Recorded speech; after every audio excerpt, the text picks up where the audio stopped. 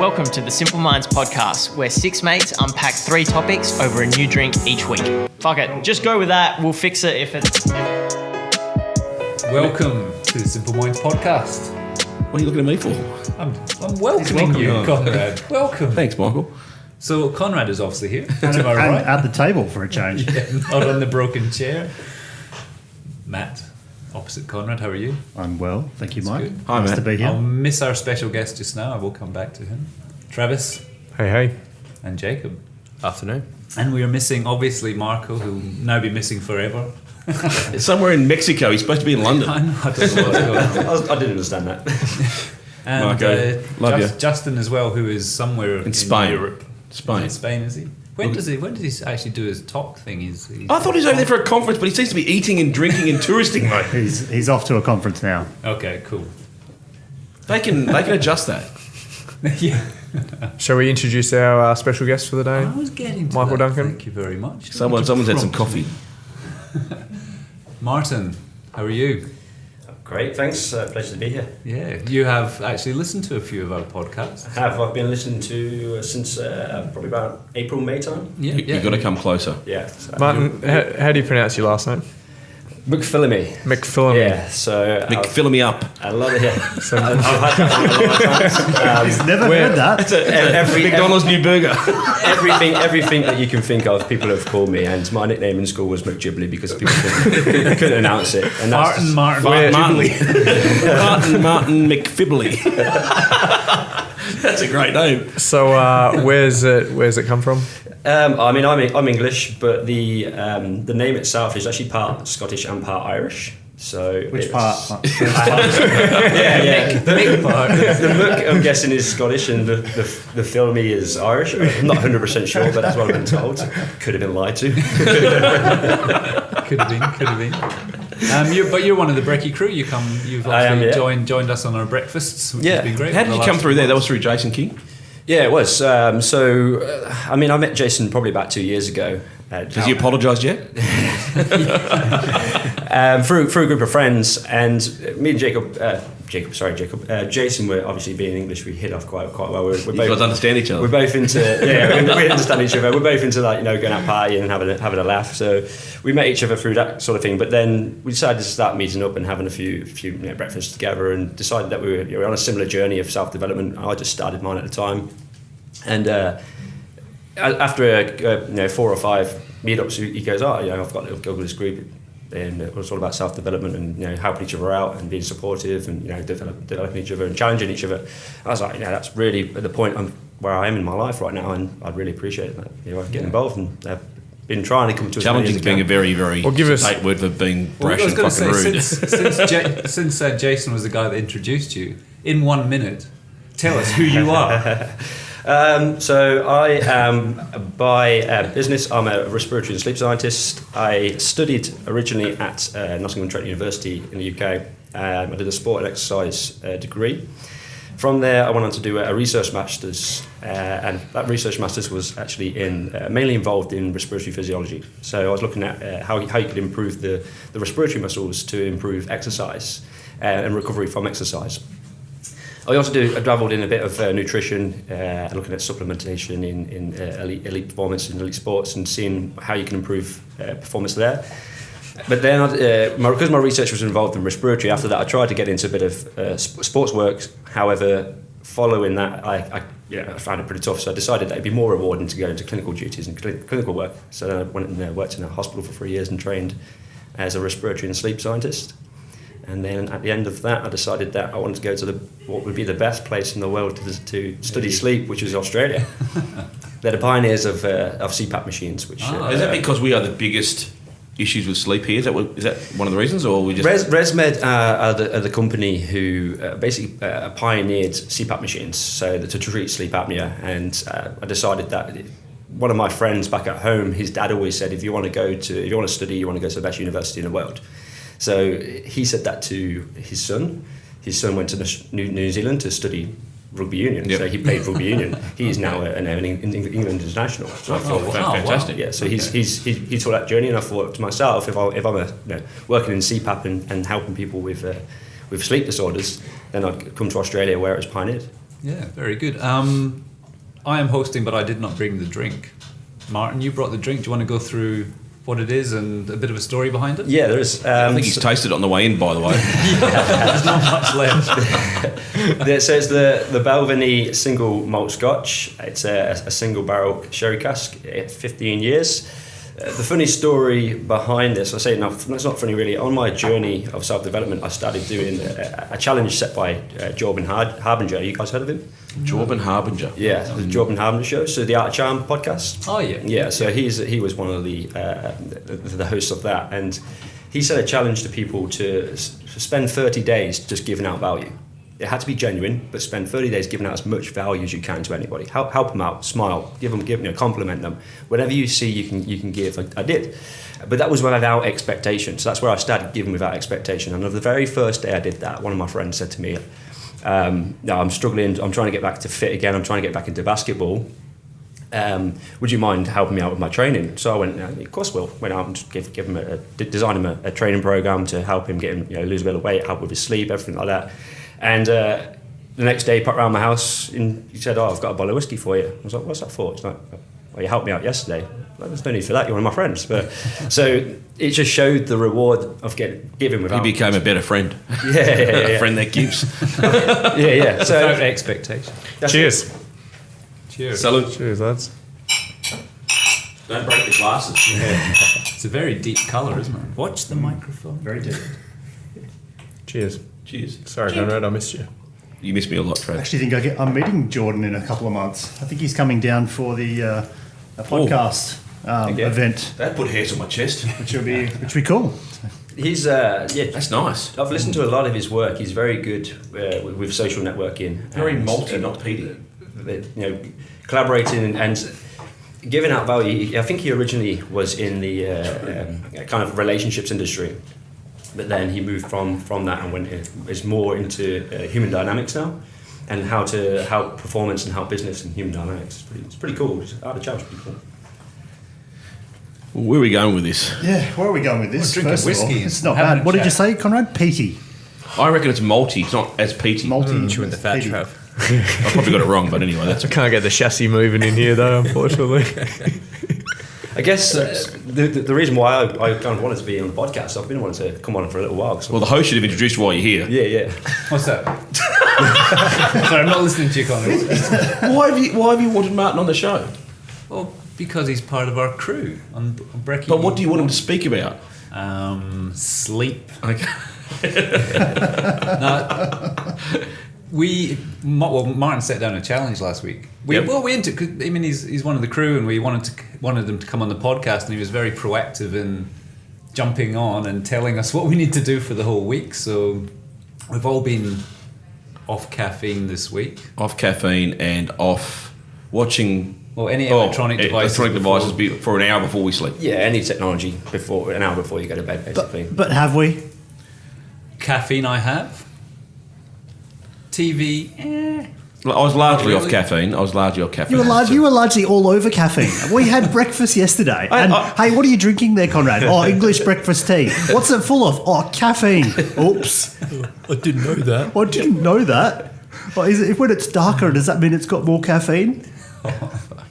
Seriously. Up until yesterday morning, I was largely off caffeine. I had green tea and oolong teas and whatever.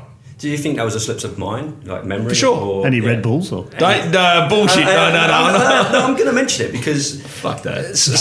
sleep is vital for every physiological component in the body, and one of the first things that you will start to lose when you're sleep deprived is your memory. So, And I have been largely sleep deprived this week because Yep. I've been working on a lot of stuff. Forgetting that tea has caffeine in it is a long bow to pull at. Sorry, It's not long. in the terms of memory, is it short-term memory or long-term memory or just memory in general? the first thing would be what's called executive memory. Yep. So that's being able to bring up something that you've learned recently whilst you're doing something that you'd already be doing. So, for example, if you were sat down having a conversation with a friend, then you're trying to inform them, and you would order a cup of tea. Yeah. That would be executive memory. Or it could be just a habit. Yeah, obviously habit as well. definitely habit as well. But it's The way it can affect the brain is you've got a pre-cortical context, and as you Can you say that again exactly? The pre-what? Precortical complex. Oh, the part of the brain, and basically that's where your memory is processed. Yep. When you lose sleep, you basically the neurons that were in that part of the brain are not firing properly, so you're not able to recall those memories. You're not able to use that brain as appropriately as you would be able to, or as efficient as you would be able to. What's the brain actually doing then while we're asleep? What's the process? Is it kind of just rejigging itself and sort of getting reset, or is it? So there's 4 stages of sleep. There's non-REM and there's REM sleep. So there's rapid eye movement and non-rapid eye movement. And within there you've got, in non-REM movement, you've got 3 stages. Light sleep which is level 1. And then you've got deeper sleep, level 2. And then there's deep slow wave sleep, which is level 3. Within deep slow wave level sleep is where your memories consolidate. So that is where your brain is getting, it's actually more active. So it's actually kind of like filing your memories as you do that. Wow, okay. When you go into REM sleep, that's actually where you're learning your motor skills. So as you're going around and learning new skills, or for example in Jacob with your company where you're teaching people handstands, if they're lacking sleep, their ability to go away and process that and learn those motor skills is going to be severely impaired by getting poor sleep quality or deprived sleep. Yeah, makes sense. That's why Conrad wasn't able to learn it. How many hours do you get, Conrad? On average, these days, 5. Yeah. 4 to 5. I mean, I survived years on 2 to 3. Yeah. With sleep apnea. No, I reckon I've only been diagnosed as having sleep apnea as recently as last year. Okay, I snored when I was sleeping and I stopped breathing when I was sleeping, and it is what it is for me. But I have had a test. I do now wear a mask. I do know the difference. So it's not real until you're diagnosed? This isn't a Conrad Francis pick-on episode. No. I'm just curious because it was a really short window, right, as well. What? You probably, I'd argue. What's a really short window? You probably have slept over a period of time the least out of everyone in this room. 100%. But not only were you having the shortest window of sleep, you actually Had shit quality. had really shit quality too, which is what I was getting at. So that was quite a small amount of sleep. I'm thinking. Oh, yeah, huge. I mean, it's all about sleep duration, but it's also about the quality of sleep you get in. If you're not getting that quality of sleep, it's the same as having a lack of sleep duration. And you're probably not even getting into the deep sleep, are you? Or you maybe do for like. So the way the brain works is essentially when you're lacking sleep, it will try and that deep level 3 slow wave sleep. It will try and keep that. So your brain is kind of protecting that part because that's the most vital part of sleep. That's what is going to be restoring the body and consolidating those memories. It's also the part that looks after the brain as well. So originally, when you start to deprive of sleep, you'll lose stage 1, 2 in REM sleep. Oh, we'll go straight to. Okay. Yeah. So, but you'll keep the majority of your slow wave sleep. Yeah. However, when you can catch up on your sleep, you would only then usually get a small amount of REM sleep back. Well, so we're talking about sleep in the traditional sense of the word sleep, right? Biphasic sleep patterns. Yeah. Okay. Now, I've become aware over the years of an elite mindset where polyphasic sleep patterns have served, namely Kobe Bryant. Kobe has a polyphasic sleep cycle. Like short, sort of. Yeah, more frequent, shorter sleeps. Okay. Yeah. Yeah. Well, there is in Spain they have the common. Siesta in the afternoon, yeah. Siesta. And I used to do that. I used to take an afternoon siesta wherever I could. I tend to not need to do it anymore, but that's maybe because I'm getting a better quality sleep. But there are a variety of sleep patterns, and I guess I hate being pigeonholed into what and how I should sleep when I give myself the permission to sleep whenever I need to sleep.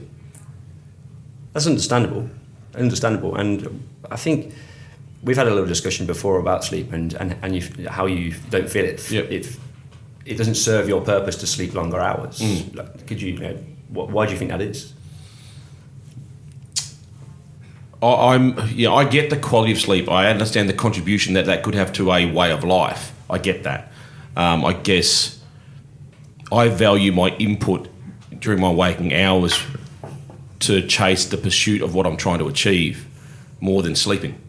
And I've come to terms with being okay with where my happiness sits. Now, I'm happy without sleep if it means I'm doing things on purpose towards my purpose. And I'm okay with that. I'm grossly okay with that, probably ridiculously okay with that. Even with possible long-term... I'm not here for a long life, I'm here for a great life. I'm not about length. I'm about quality of life. Now, I get that. I understand where you guys are coming from, and I'll always challenge that. Because if I die tomorrow, I know what the fuck I've done.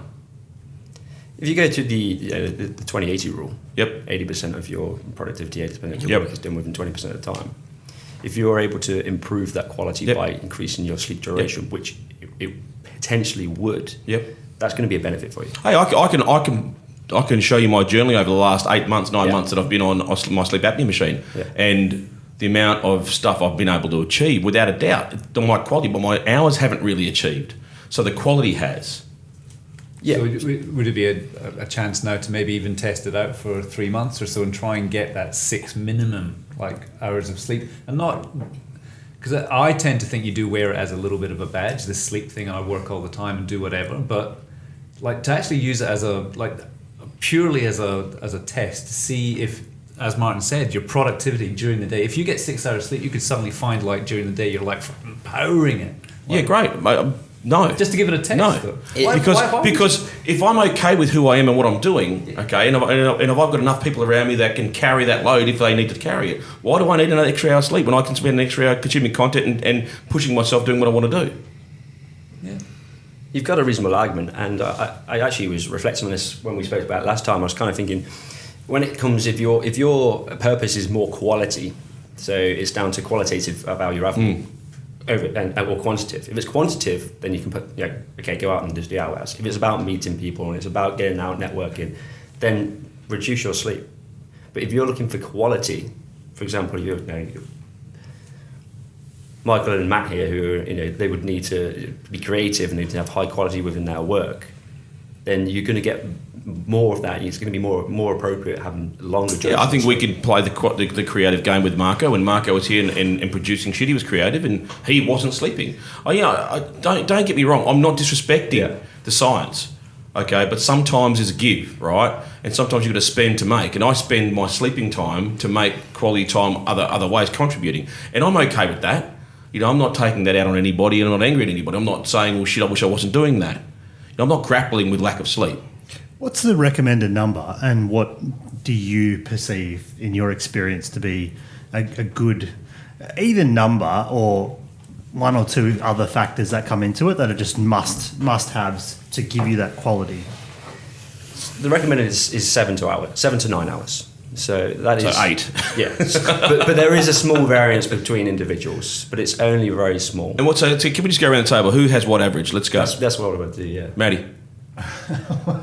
This week? No, on average. 6. 6. Trav? 6.5 to 7. Really? I thought you were at 8. No, I operate on... It looks. I can...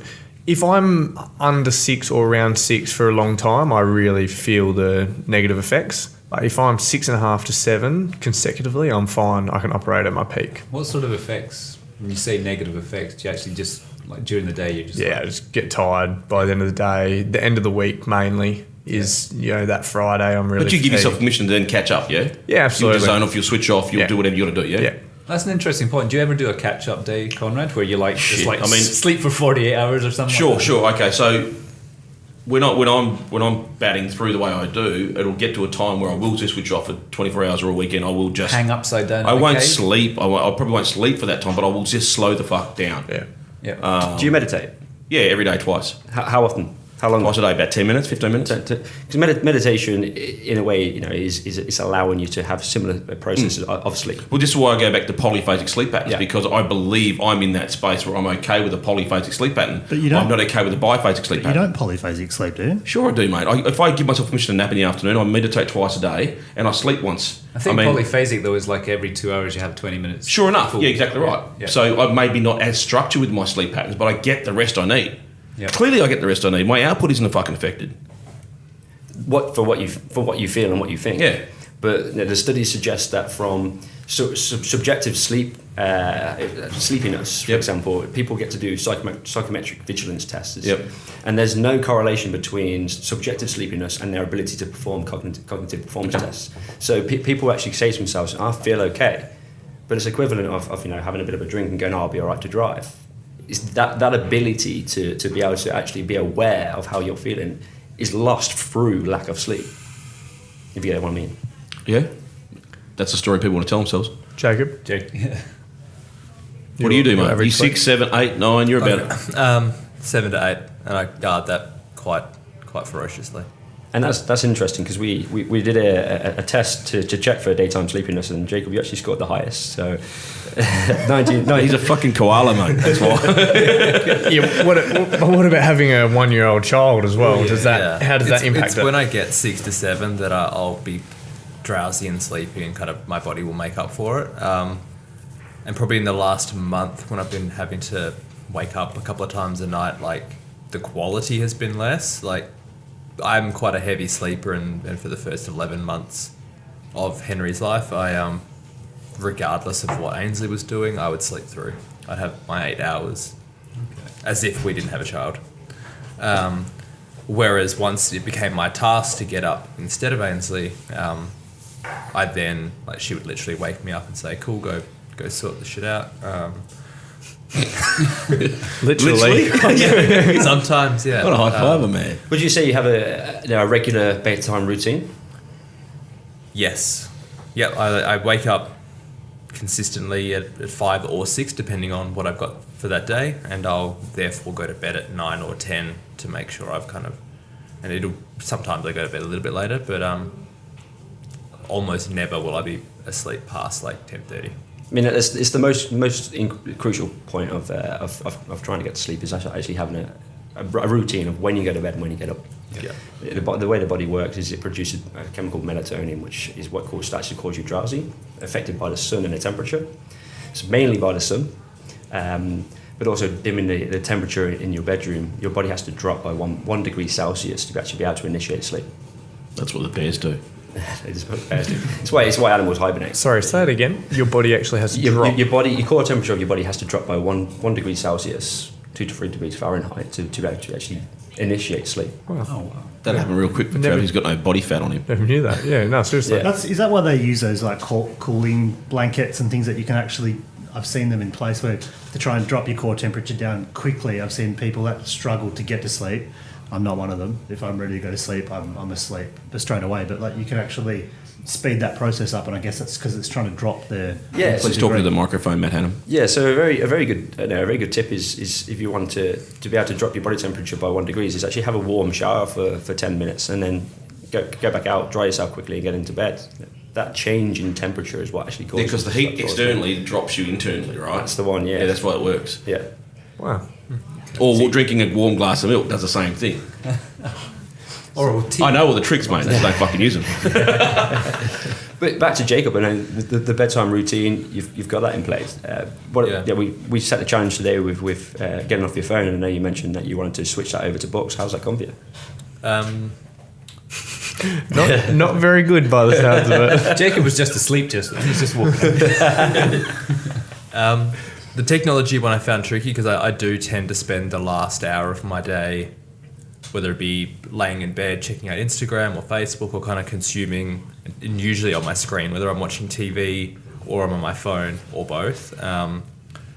It's always consumed by like screens. Whereas recently I'd kind of go, cool, once kind of TV was finished, I'd go into the bedroom and I'd read for an hour or so.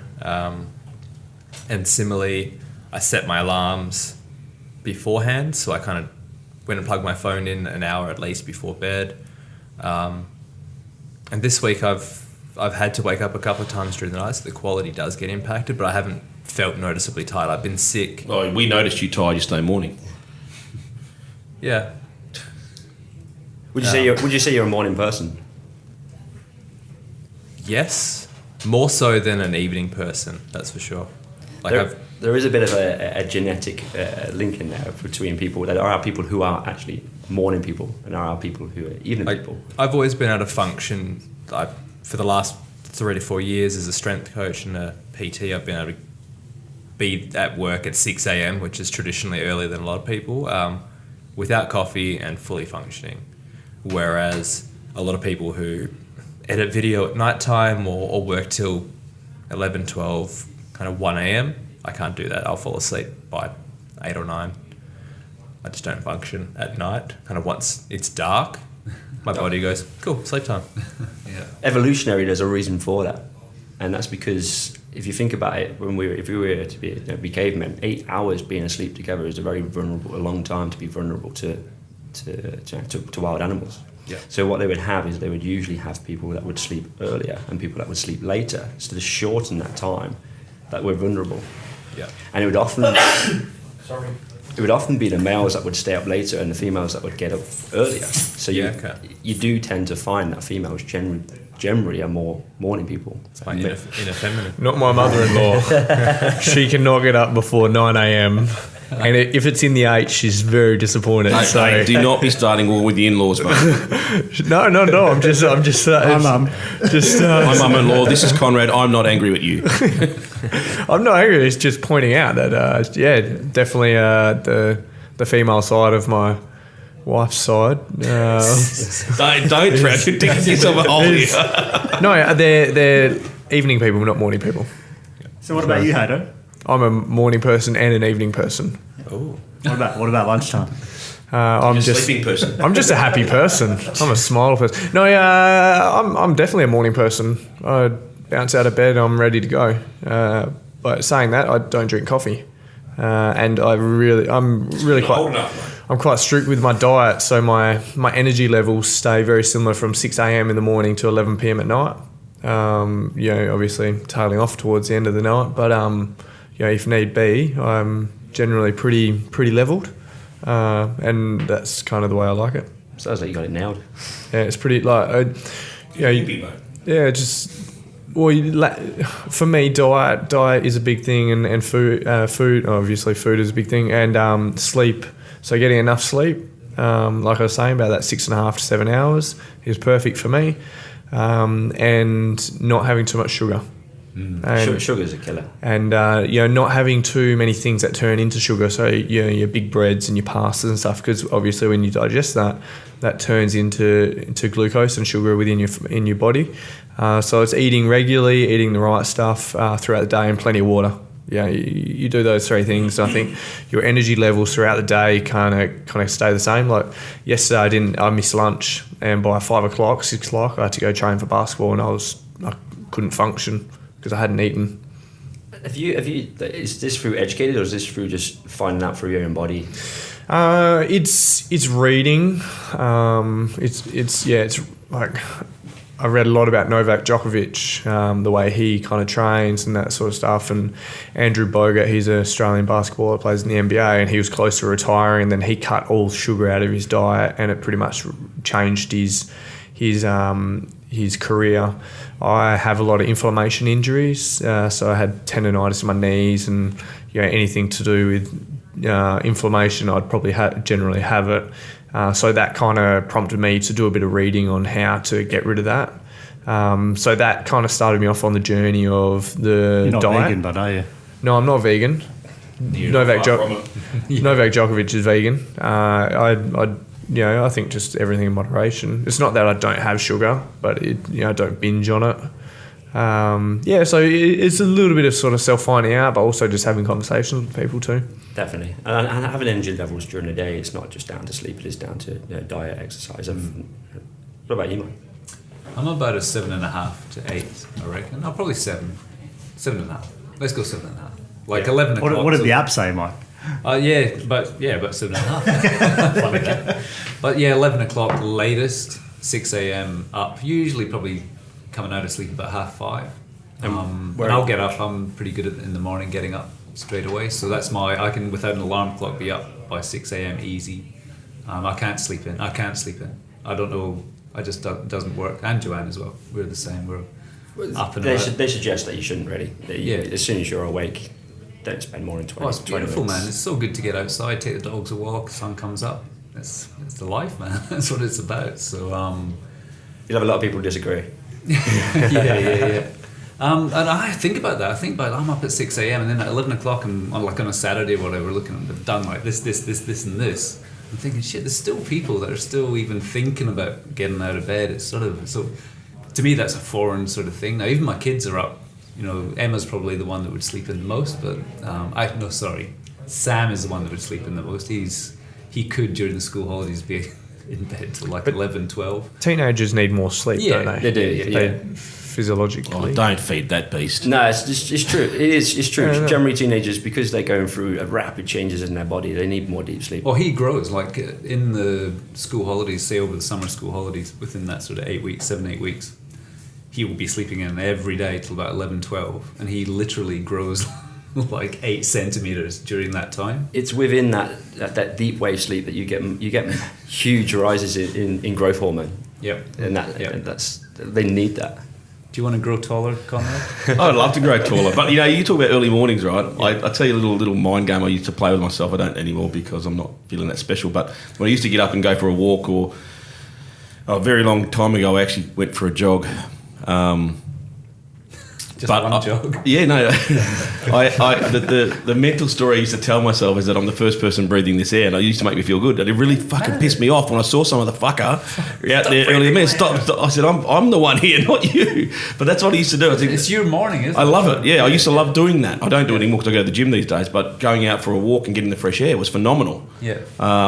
Pretty righteous of me to think that I'm the only one fucking breathing at time in the morning, though. The Tim Ferriss interview with, I think, Rick Rubin, who gets up and just gets the sunlight straight out, naked, walks out and just has the sunlight on him, and that's him just up for the day. So That's what we're meant to be.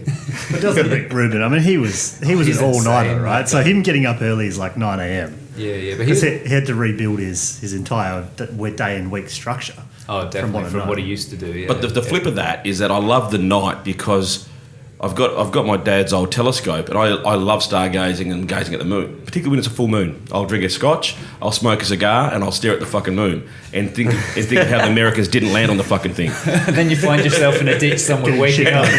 And I'm thinking, oh shit, there's 3 hours, I've got to go sleep now. So It's one of the most beautiful things that I've found moving to Australia is the night sky. Oh man, yeah. It's amazing. You just go a couple hours. The out possibilities. as well. Yeah. Hey, just a question. Sorry, I knew you were about to say something, but yeah, just to keep you quiet a bit longer. I beat you to it. Is the statement true that the older you get, the less sleep you need? Yeah. Why I'm is 46. that? What's the evolutional?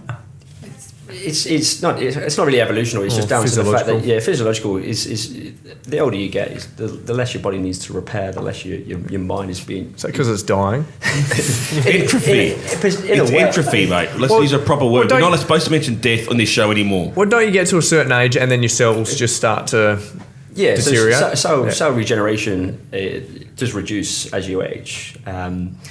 So they generally, elderly people would need more like 6 to 7 hours. Yeah. And There you go, Conrad. I'm past elderly. When you're 70, you'll be sleeping for like 10 seconds a night. I mean, If I get to 70, I haven't lived hard enough. elderly people. So that's you're looking in the 60 range. How old are you? 46. 46. I look good for my age, though. You do. You look amazing. Yeah, but Fishing for golf. reducing your sleep duration to below 6 hours per night can actually give you the testosterone levels of someone who's 10 years senior than you. Hang on a sec. Ooh. So you'll have 6 hours. you'll have smaller testicles than most of us, but This might sway him. Oh, that's going to get reused. That joke. I'm prepared to put them on the table and measure right now. Go on then. Anyone want to have a crack? I'll only do what someone else does. The cameras have left. Versus balls. The cameras have left. We'll bring it back. Let's play that game. Don't break the table like you did the chair, please. Let's not do that. Hanham, let's go. Let's go with what? Let's first measure our testicles. Jesus. I thought we moved on. Okay. Sorry, Matt. What were you going to say before? No, I just wanted to tie it back to performance. A couple of reasons. So just reflecting on my week, and I tracked my sleep in the app that you asked us to do this week. I cut out caffeine for the week. I had a coffee this afternoon. Conrad had English breakfast all week. But no, irrelevant. 6 coffees today. But I had a particularly, well, not quite a usual week in that I trained quite hard one night, late at night, and then I woke up in the morning and noticed I still had a higher heart rate than the rest of the week. So that was one thing that had happened, and my body was recovering. But the other thing that happened, and I'm interested in the general thoughts around performance, is I had about 3.5. Can we just define performance? What you're talking about? Work performance? I'm talking about work in our vocation performance. So performance in the life over the week. I had about a 4-hour sleep one night, and that came off the. Yeah, no. I do this from time to time. So what I average 6 hours, right? What I notice is I'll do a 3 to 4 hour here and there when I'm working on something. I'll recover with a 7-hour sleep at some point, but there's always an extra hour or two that say gets missed out. But the reason why, and I'll only do that, is when I'm deep in some work and I'm getting a lot done, so I won't stop. I'm in the flow, so I won't stop. And that particular night, it won't often happen about 8 or 9, because I usually work till about 6 or so. Usually go home, see the family, and then I'll jump back on. If I'm feeling it, I'll get a fair bit done. If I'm not feeling it, I won't. That particular night, if I push through and I'm working into sort of 9:30 and I'm actually doing something, I maybe once every 3 to 4 weeks, I'll hit like a flow, and I'll work from 9 till almost 3, and have probably done what I might do in 2 to 3 days in the office. So that, in my view, it's worth it. Keep going. I'm in this flow. Just attack it while I'm there. There's no one bothering me. No one's awake. No one's emailing me if they're in the same country, and I'll just go for it. And I achieved an awful lot. The day thereafter, I slept an extra hour. Yeah, I'm not too worried about that, and I'm more or less back into my normal flow from there. But I'm curious on what people's thoughts are around their performance in their business, or whatever whatever we do with our time, our vocation, and whether or not where do you put sleep? Like obviously, Jacob, it sounds like you put sleep as a really high priority, even with distractions, a son and everything else. You'll try and make sure you achieve that number. Otherwise, you feel like you don't function. But who else, notices these things in their work? And does anyone do that, where they hit their flow and they just go for it? It doesn't matter what time it is. You just don't bother to look. I'm in flow every day. Oh, mate. Every day. There's almost no answer to that. Like honest, Fuck, man, I'm living. But really, eating value sleep. I don't. Well, okay, this is a really interesting. Remember there was a podcast with Joe Rogan and the sleep, neuroscience, whatever. I can't remember. Matthew Walker, yeah. Yeah.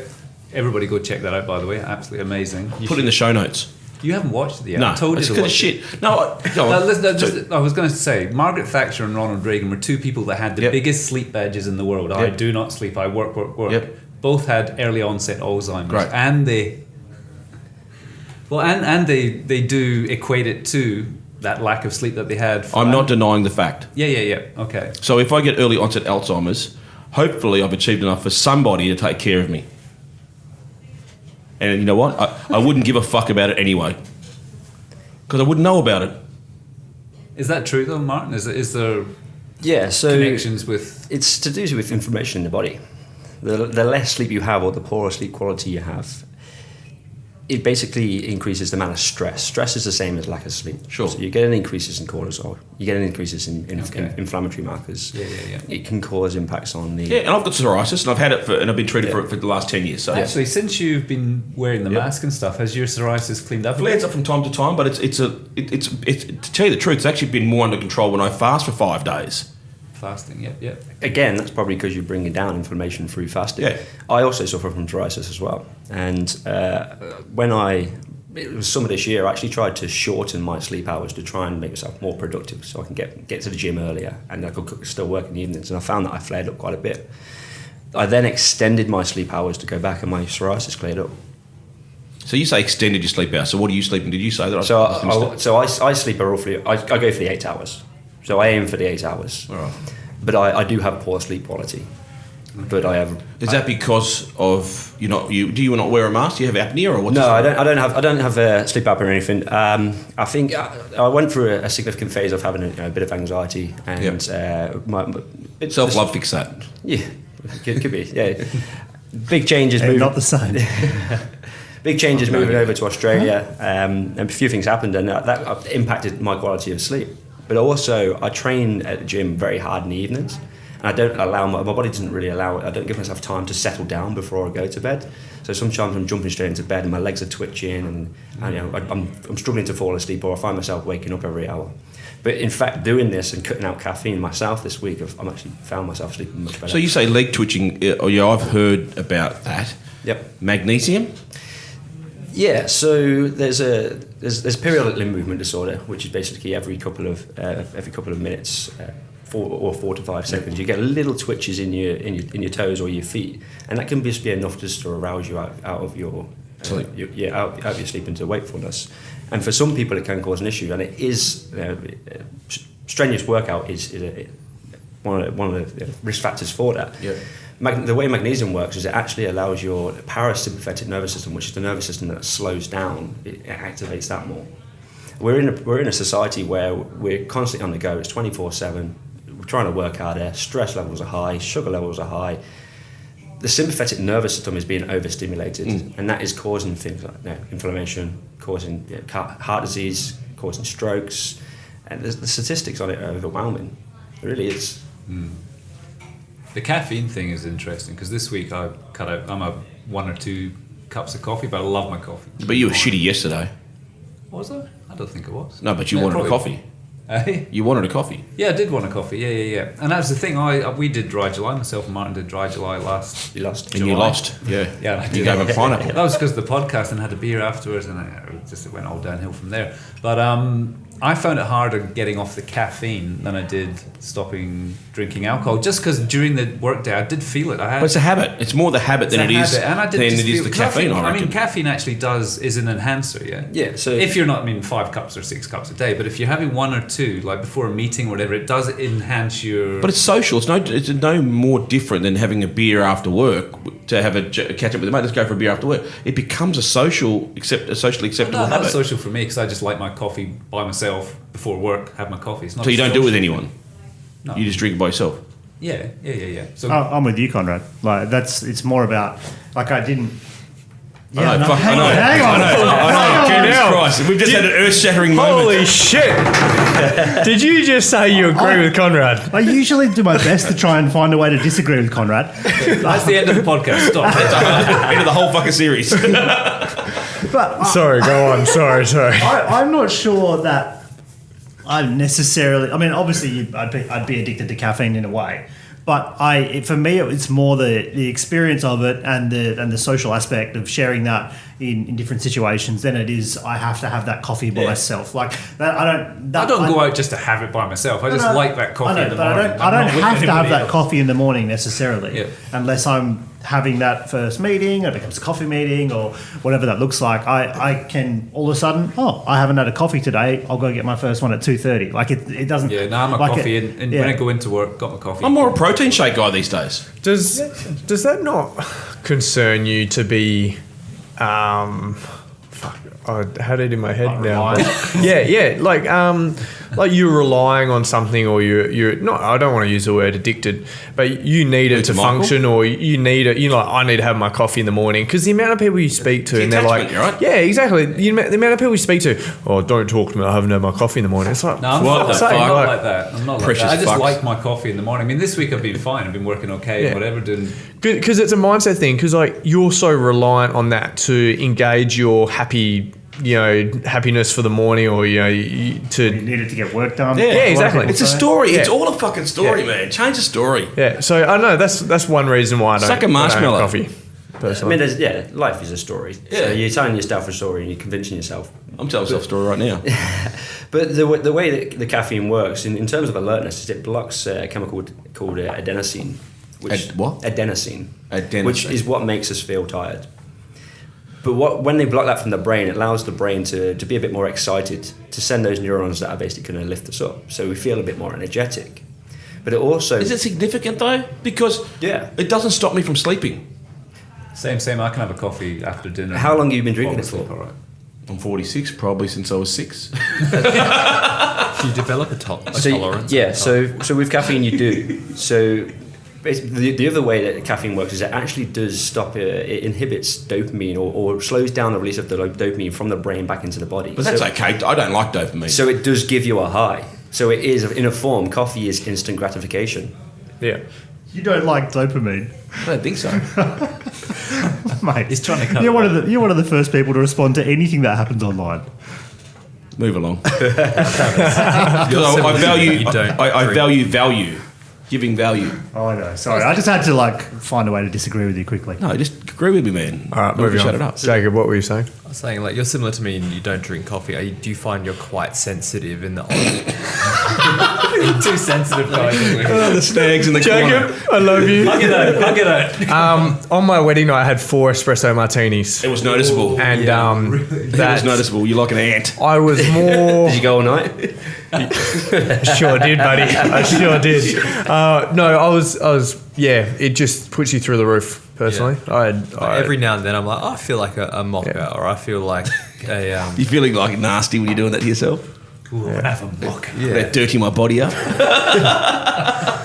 and I feel it. Like I can kind of go, what's that like tingle I've got? yeah. What's that feeling? Oh my god! The innocence of fucking you two. Yeah. Hey, but I still love the joke when we go to cafe shops and Travis and I. Then he doesn't order a coffee, so he's not old enough. Mate, it doesn't. You still use it? I still use it, and the waitresses just love it, mate. Well, you think they love it, but they just get me out of here. Exactly right. So we probably haven't got a lot of time left, but I just wanted to, What do you mean? mate. You feeling tired? We can run, if you want to run through these numbers, I don't fall asleep very like that. I only fall asleep when I go to bed. I don't fall asleep in a series of. Good place to do it. Yeah, I don't fall asleep while driving. Anyway, just I for the don't have benefit narcolepsy. for the benefit of everyone listening, we've just done a quick worksheet with Martin around how and when we fall asleep. And we what can put that this looks worksheet like. up if people want to use it. I don't know who they're going to talk about it with, Yeah. but maybe reach out to Martin. Sure, we can. Martin put this up. Mcphilimey up. I wanted to ask Martin, what are some simple hacks? What are some genuine takeaways that we can, or people listening can just do to try and improve? Look, maybe it's not that feasible to add an extra hour or two. Certainly, like some of us in the room, we're parents of young kids. There's often disruption, but what can we do to, whether it's an easy hack, whether it's something that we can do to just improve either the quality or just a little bit more time with our sleep? The most common major thing is going to be routine. Getting into bed at the same time, getting up at the same time. Our bodies just work on clocks. We work on a circadian rhythm. Make sure you're keeping that consistent. Dimming down your lights. We're a light deprived society. Thankfully for Edison we've got lights, but naturally we should be following the sun. When the sun dims down we start to feel tired and we start to drift off, but now we leave the lights on until 10 o'clock at night. So what I would And that's say where is, the devices come in, I suppose, Yeah. where you've got that light in your face. Yeah, definitely. So blue light's the worst, and that's your screen's right in front of your eyes.